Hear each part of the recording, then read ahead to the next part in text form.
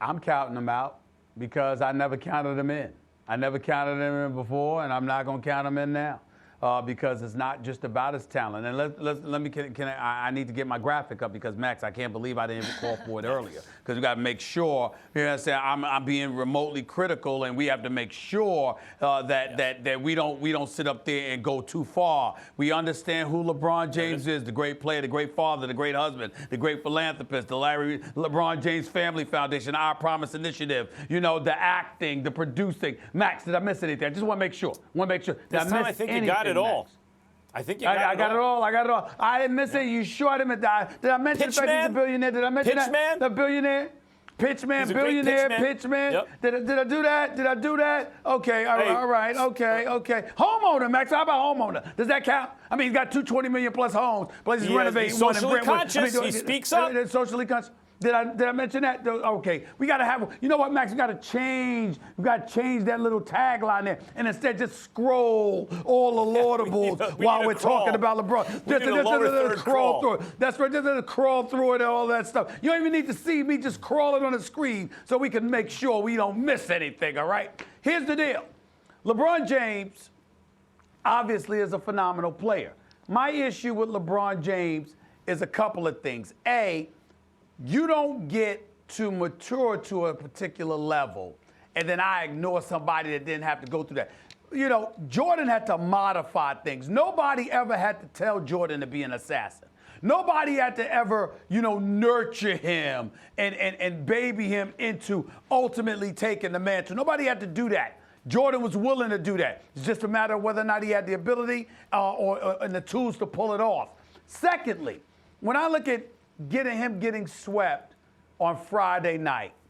And I'm bringing up that damn cast that he walked on a podium with. We didn't see it in game 1, 2, or 3. All right, but we're going to see it after you get swept in game 4. Once again, trying to control the narrative. They really rubbed me the wrong way. And I'm going to say this. When I watched these guys go out Friday night, the first thing that I was thinking about is, the assassins, they're going to shoot the damn ball. They're going to, if they have to ignore the rest of their teammates, they're like, look at y'all. Y'all are quitting. Because one of the things we haven't mentioned in this show yet today, the Cavaliers quit. They embarrassed the NBA on Friday night for a championship game to be taking place. And to watch these guys literally quit, give up layup after layup, nobody within 5 feet, 10 feet of you when you're taking jump shots, missed assignments all over the place. Everyone collectively should be ashamed of themselves. Does that absolve LeBron James? I don't think it does. He's a part of that team.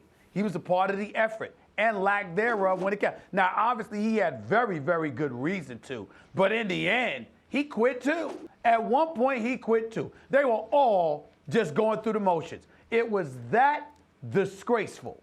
And so when I look at that and I compare that to Rough Riders that I see going at it at all times, that I think about those kind of guys. And obviously, Jordan is at the top of my list.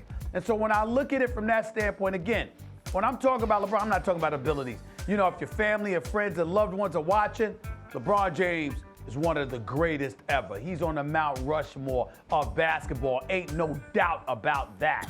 The flip side to it, however, there is more than one occasion in his career where we've either seen him wilt beneath the pressure or just flat out say, you know what? I'm done with this. I've checked out.